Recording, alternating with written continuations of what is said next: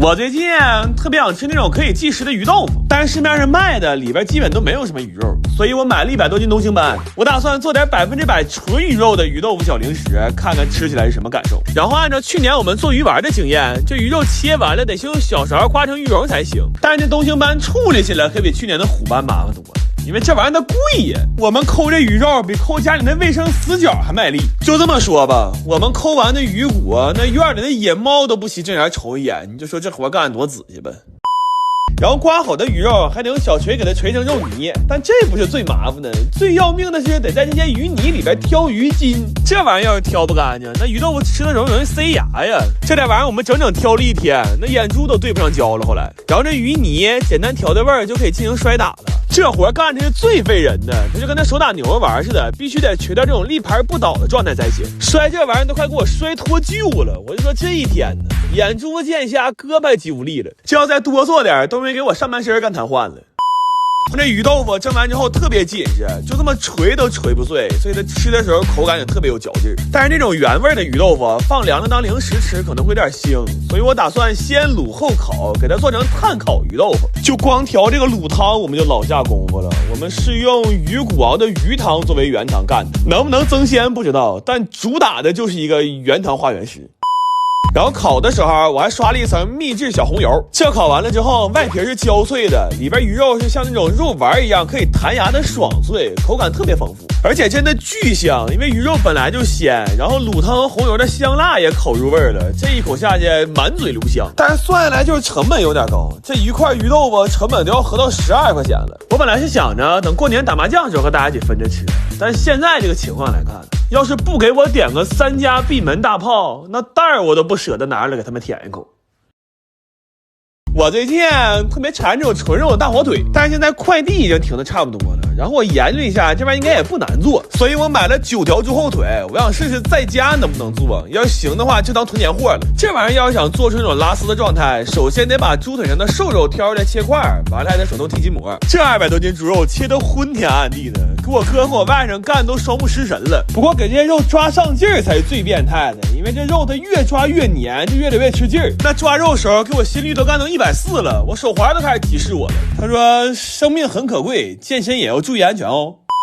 后来灌肠的时候算彻底把我最后一口气耗尽了，因为切的时候为了吃得爽，那肉块切的都大，完了还没舍得买工厂用那种灌肠器，这些火腿都是我一个一个拿肚子给怼出来的，那给那灌肠器都干爆了。关键我们几个跟小可爱似的，刚开始不知道这个玻璃纸肠衣得用水泡，后来还因为漏气返工了100多根，那怼完之后都快给我练成铁肚子了，我甚至一度产生过一丝担心，我说会不会干完这些活之后，我这整个肚子将变成一个巨大的肚脐眼。这火腿灌完了得风干一下才能煮，我去看看吧。然后这些火腿煮完之后就已经非常香了，但是后来熏的时候我发现了一个问题，就是烤鸭炉熏呢，它不太好控温，熏完之后要不是火轻了没熟，要不就直接给烤成黑猪火腿了。关键反复试了几炉之后也没什么起色，后来我实在是没招了，我去找了个红场厂上班去了。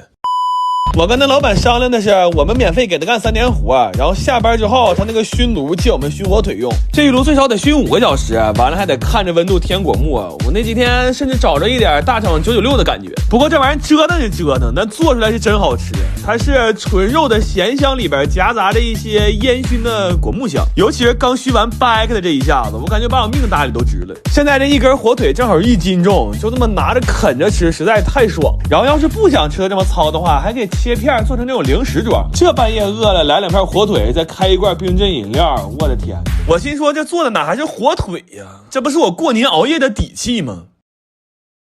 我最近看点兵越来越好，心里特别激动。作为一个本地老土著，我实在是太想在这个时候给斌子干点事儿了，所以我买了500多斤水果，我打算做1500根冰糖葫芦上大街免费给游客发去，让大家感受一下我们本地人的美食和热情。但是这1500根口号喊挺爽，做起来真是要了命。这里的每一个环节都比我想象的要复杂，就光给这160斤山楂去籽压扁我们就干了一整天。问题越着急还越出错，那熬糖的时候一会儿熬糊了，一会儿干翻沙了，我当时心里慌的一批，我心说要是按照这个效率还想如期发放的话，那恐怕我得尽早去找几个卖糖葫芦的摊贩聊一聊团购的事儿了。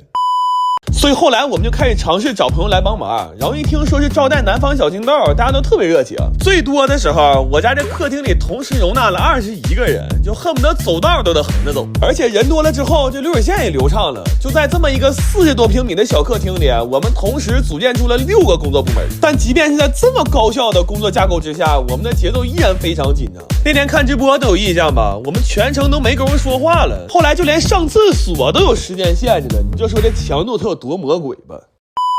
然后除了这些正常的糖葫芦，我还想做几个超长的给大家照相用，但这玩意儿做起来也贼费事。我们需要先用刀一点一点的把这架条削得足够细，才能往上穿水果。那老上刀局穿的恨不得穿仨就得碎俩，就穿这么一串给我们小脸吃的是蜡黄。然后除了这些2米的糖葫芦，我还专门给大家做了一个能拍照的自行车。就准备完这些东西，我真是把家底都掏干净了。我当时有种什么感觉呢？